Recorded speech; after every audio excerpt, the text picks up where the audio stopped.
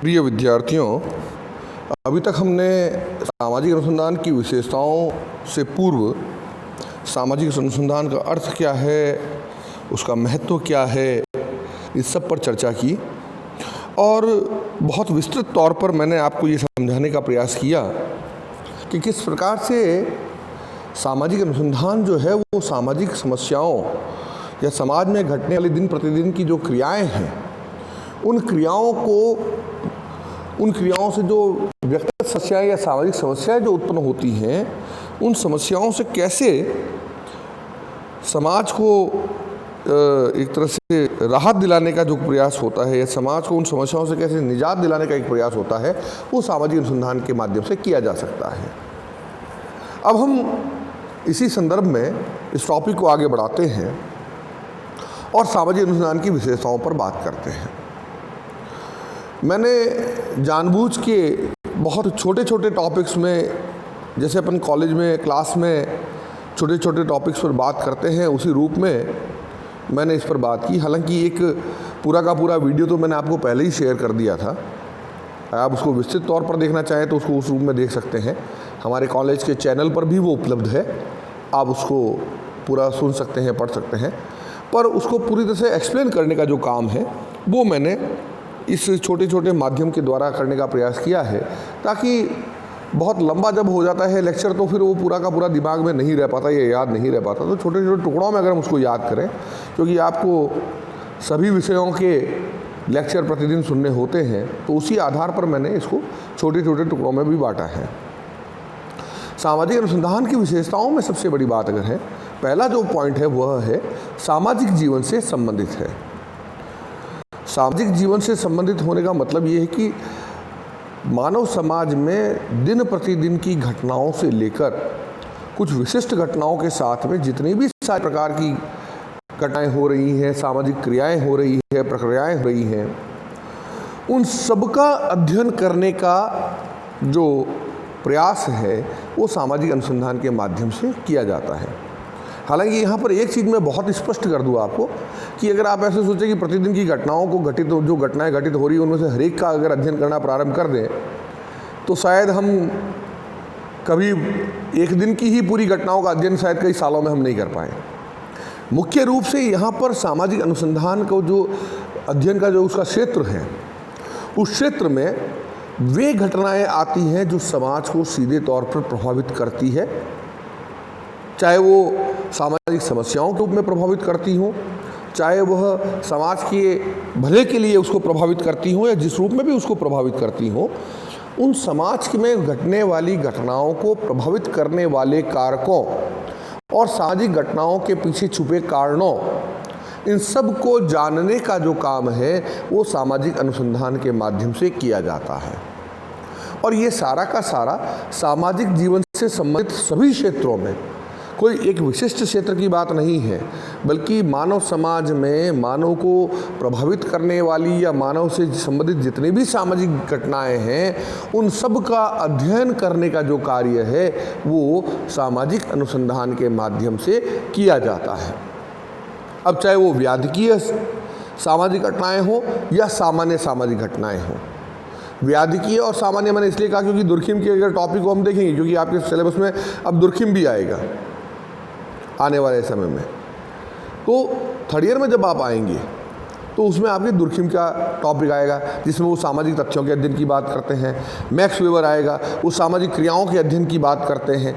तो अलग अलग विद्वानों ने अलग अलग रूपों में सामाजिक जीवन की घटनाओं को अध्ययन करने की बात की है। तो सामाजिक जीवन से संबंधित जो भी घटनाएं हैं उन सब का अध्ययन जो है वह करना जो है सामाजिक अनुसंधान की एक प्रमुख विशेषता के अंतर्गत आता है। दूसरा है कार्य कारण संबंधों की खोज करना। कार्य कारण संबंध, फर्स्ट ईयर में आप लोगों ने पढ़ा था कि समाज जो है वह सामाजिक संबंधों से निर्मित होता है और उसके जाल से उसका निर्माण होता है, और जो भी सामाजिक घटनाएं जो जीवन में घटित हो रही हैं वो कोई आकस्मिक घटना नहीं होती है, बल्कि उसके पीछे भी एक निश्चित प्रोसेस होता है, इसके पीछे भी एक निश्चित प्रक्रिया होती है। समाजशास्त्र की प्रकृति, इसके ऊपर हर दूसरे साल प्रश्न बनता है। ये आपके फर्स्ट ईयर में आपके आ जाता है। और नेचर ऑफ सोशोलॉजी में हम सीधा बात करते हैं कि क्या समाजशास्त्र विज्ञान के अंतर्गत आता है या नहीं आता है, और उसमें स्पष्ट तौर पर विद्वानों ने कहा है कि सामाजिक घटनाओं का अध्ययन भी प्राकृतिक घटनाओं के समान वैज्ञानिक पद्धति से, क्रमबद्ध अध्ययन पद्धति से किया जा सकता है। क्योंकि कोई भी घटना अकस्मात नहीं होती है, आकस्मिक नहीं होती है, ऐसे ही नहीं हो जाती है, बल्कि उसके पीछे बहुत से कार्य कारण संबंध जुड़े हुए होते हैं और उसके आधार पर ही सामाजिक घटनाओं का घटित होना निर्धारित होता है। और सामाजिक अनुसंधान का काम यही है कि वह इन कार्य कारण संबंधों की खोज करे, ताकि हमें उन सामाजिक घटनाओं की सच्चाई का पता चल सके, उनकी वास्तविकता का पता चल सके, और यदि वो हमें कहीं ना कहीं किसी न किसी रूप में प्रभावित कर रही है तो उन प्रभावित करने वाले कारकों का हम पता लगा सके, ताकि अगर वो कारक हमारे लिए, हमारे समाज के लिए उपयोगी है तो उनमें निरंतरता लाई जा सके, और यदि वह हमारे लिए अनुपयोगी है, कहीं ना कहीं वो हमारे सामाजिक संगठन को अलग कर रहे हैं, विखंडित कर रहे हैं, तो उनके ऊपर कैसे रोक लगाई जा सके। ये सब चीज़ें हमें तभी हम कर पाएंगे जबकि उन सामाजिक घटनाओं के पीछे छिपे कार्य कारण संबंधों का हमें पता होगा। अब हम आते हैं इसकी तीसरी विशेषता पर, और तीसरी विशेषता है विश्वसनीय ज्ञान की प्राप्ति करना। सामाजिक अनुसंधान के माध्यम में से जो अध्ययन किया जाता है, उस अनुसंधान के माध्यम से जो ज्ञान प्राप्त किया जाता है, उस ज्ञान के ऊपर हम विश्वास कर सकते हैं। विश्वास अपने आप में एक सामान्य शब्द जरूर है, पर इसके पीछे छिपे भावार्थ को अगर हम देखें तो बहुत बड़ा भावार्थ है। अगर क्लासरूम होती तो निश्चित तौर पर मैं आप लोगों से पूछता कि विश्वास किसे कहते हैं, और ये मैं हर साल हर विद्यार्थी को BA फर्स्ट ईयर से लेकर फाइनल ईयर तक पूछता हूँ। इसलिए पूछता हूँ क्योंकि हम शब्दों को काम में तो लेते हैं, लेकिन उसके अर्थ के पीछे हम कभी समझ नहीं, उसके भावार्थ को तो हम समझते हैं, लेकिन शब्दों में उनको कैसे पिरोया जाए, शब्दों में उनको कैसे व्यक्त किया जाए, इस पर हम ध्यान नहीं देते। विश्वास का मतलब होता है ऐसा ज्ञान जिसका तर्क के माध्यम से खंडन नहीं किया जा सकता, ऐसा तथ्य, ऐसी बात जिसका तर्क के माध्यम से खंडन नहीं किया जा सकता। जैसे हम अक्सर कहते हैं कि मुझे विश्वास है कि मेरे फला व्यक्ति मेरा ऐसा नहीं कर सकता, यानी कि कोई कितना ही तर्क दे दे, हमें विश्वास होता है कि वो हमारे लिए ऐसा काम नहीं करेगा। तो विश्वास का मतलब जिनका तर्क के माध्यम से खंडन नहीं किया जा सकता, और वैज्ञानिक अनुसंधान के अंतर्गत प्राप्त किया गया ज्ञान जो कि हम सामाजिक अनुसंधान के अंतर्गत करते हैं, उसके ऊपर पूर्णतया विश्वास रखा जा सकता है, क्योंकि वो एक वैज्ञानिक पद्धति और अध्ययन माध्यम से हमें प्राप्त होता है, और उसको सार्वभौमिक रूप से लागू भी ये किया जा सकता है। इसलिए सामाजिक अनुसंधान के माध्यम से जो ज्ञान हमें प्राप्त होता है उसे हम विश्वसनीय मान सकते हैं। चौथा बिंदु है सामाजिक प्रगति में सहायक। मैंने अभी तीसरे बिंदु में दोनों ही बातें की कि हम सामाजिक अनुसंधान में उन सभी सामाजिक घटनाओं का अध्ययन करते हैं जो समाज को या सामाजिक मानव को कहीं न कहीं किसी न किसी रूप में प्रभावित करते हैं। ये शब्द एक सापेक्ष शब्द है। प्रभावित कर रहा है, किस रूप में प्रभावित कर रहा है? सकारात्मक रूप से प्रभावित कर रहा है या नकारात्मक रूप से प्रभावित कर रहा है, ये हमें उसको देखने पर पता चलता है।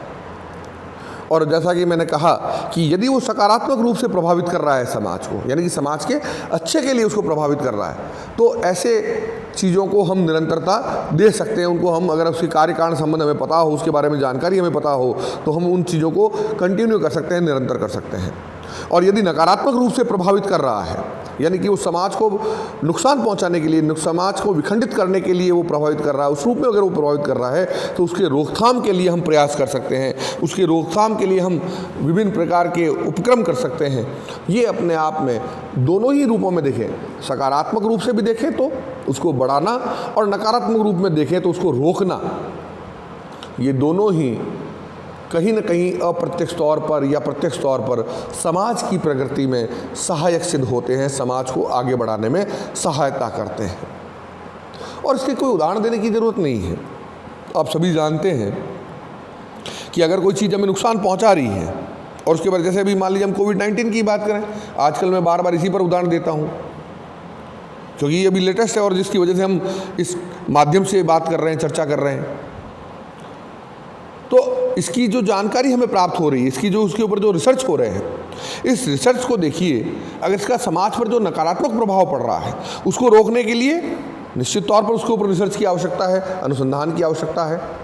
और इसको प्रिवेंट करने के लिए जितना अनुसंधान होगा, जितना ज़्यादा हमारे पास में विश्वसनीय ज्ञान होगा, उतना ही तेज़ी से हम इसको रोक पाएंगे। तो निश्चित तौर पर अगर ये रुकेगा और इससे समाज के लोगों का हेल्थ सुधरेगा तो ये समाज की प्रगति में सहायक होगा, क्योंकि जैसे ही हेल्थ सुधरेगा लोग अपने सकारात्मक रूप से काम करना प्रारंभ कर देंगे। तो सामाजिक प्रगति में भी सहायक सिद्ध होता है सामाजिक अनुसंधान से प्राप्त ज्ञान। इसी प्रकार से 5वां बिंदु है नवीन और प्राचीन तथ्यों की खोज करना। आप सामाजिक अनुसंधान की परिभाषाओं को, जो कि मैंने आपको पहले ही बता दी थी, उन परिभाषाओं को अगर आप देखें तो उसमें स्पष्ट तौर पर आता है कि सामाजिक अनुसंधान में न केवल पुराने ज्ञान पर अनुसंधान किया जाता है या पुराने ज्ञान का परीक्षण किया जाता है या पुरानी अवधारणाओं परीक्षण किया जाता है, बल्कि नवीन तथ्यों की या नवीन ज्ञान की भी खोज की जाती है। और रिसर्च सब तो अपने आप में ही है, री प्लस सर्च, यानी कि पुनः खोज करना। री का मतलब पुनः और सर्च का मतलब खोज करना, शोध करना। तो पुनः खोज करना तो हमारा है ही एकमात्र उद्देश्य, तो इसमें लिखा हुआ ही है रिसर्च। लेकिन साथ साथ नवीन जानकारी भी प्राप्त करना, नए तथ्यों की भी खोज करना, जिससे कि हमारे ज्ञान में उत्तरोत्तर वृद्धि हो सके, हमारा ज्ञान जो है वो और बढ़ सके। तो नवीन और प्राचीन तथ्यों की खोज, नवीन तथ्यों की खोज नहीं है बल्कि प्राचीन तथ्यों के पुनर्परीक्षण का काम भी जो है सामाजिक अनुसंधान की विशेषता के अंतर्गत आता है। 6वां बिंदु है सूक्ष्म अध्ययन। सूक्ष्म अध्ययन का मतलब होता है गहराई से अध्ययन करना, केवल ऊपरी सतह पर अध्ययन नहीं करना, बल्कि सूक्ष्मता से हर बिंदु पर, हर दृष्टिकोण से अध्ययन करना सामाजिक अनुसंधान का एक बहुत बड़ा काम है, बहुत बड़ा उत्तरदायित्व है। इसलिए अनुसंधान के प्रकारों पर जब हम चर्चा करेंगे तो उसमें बहुत से प्रकार आएंगे। उन प्रकारों में या अनुसंधान के जब हम तथ्य संकलन की विधियों पर बात करेंगे तो बहुत सी ऐसी चीज़ें आएंगी जिसमें हमें देखने को मिलता है कि अगर विभिन्न डिसिप्लिन्स की, यानी कि अलग अलग जो विभागों के जो लोग हैं, अलग अलग दृष्टिकोण से जो लोग हैं, वो मिलकर अगर किसी घटना का, सामाजिक घटना का अध्ययन करें तो वो बेहतर तरीके से अध्ययन कर पाते हैं और घटना को सही रूप में समझने का प्रयास कर सकते हैं। हालांकि घटना तो एक ही होती है, लेकिन उसको देखने का दृष्टिकोण सबका अलग अलग होता है। जैसे मार्क्सिस्ट थ्योरी है, वो आर्थिक निर्धारणवादी है, तो हम आर्थिक दृष्टिकोण से, सामाजिक दृष्टिकोण से, धार्मिक दृष्टिकोण से,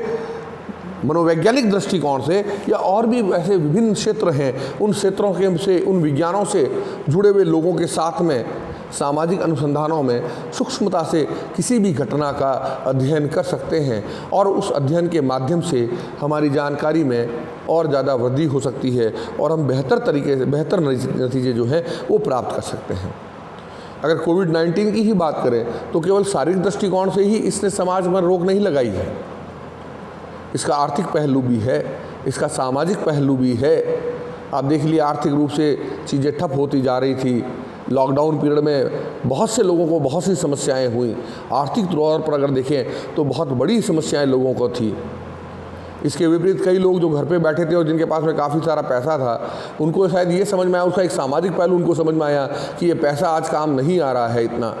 क्योंकि आदमी को जीने के लिए तो अपने 2 वक्त का भोजन या यही सारी चीज़ें चाहिए, या फिर अपने लोगों के साथ में कैसे सामाजिकता से जुड़ा जाए, उनसे कैसे बात की जाए, किस प्रकार से अकेलेपन में बहुत सी मौतें हुई, बहुत से लोगों ने आत्महत्याएँ की। तो मनोवैज्ञानिक दृष्टिकोण भी आता है, बहुत सी चीज़ें आती हैं। हम विभिन्न दृष्टिकोणों से इन चीज़ों का अध्ययन कर सकते हैं, जो एक सूक्ष्मता से इस पूरे घटनाक्रम, इस पूरे महामारी के परिवेश में क्या क्या समाज पर प्रभाव पड़ा है। हालांकि अध्ययन चल रहे हैं और भी आगे अध्ययन होते रहेंगे। संभवतः एक समय ऐसा आएगा फिर से निश्चित तौर पर जबकि हम आमने सामने बैठकर फिर से अपनी क्लासेस ले रहे होंगे, लेकिन उस वक्त भी हम इस दौर की बात करेंगे तो सूक्ष्मता से अध्ययन करेंगे कि क्या इसका प्रभाव पड़ा समाज पर और दूसरी चीज़ों पर और बहुत सी बातों पर, क्या इनका प्रभाव पड़ा। तो सूक्ष्मता से अध्ययन करने का जो प्रयास है वो सामाजिक अनुसंधान की अपनी एक प्रमुख विशेषता है। और अंतिम जो उसकी विशेषता है वह है नए सिद्धांतों का निर्माण करना।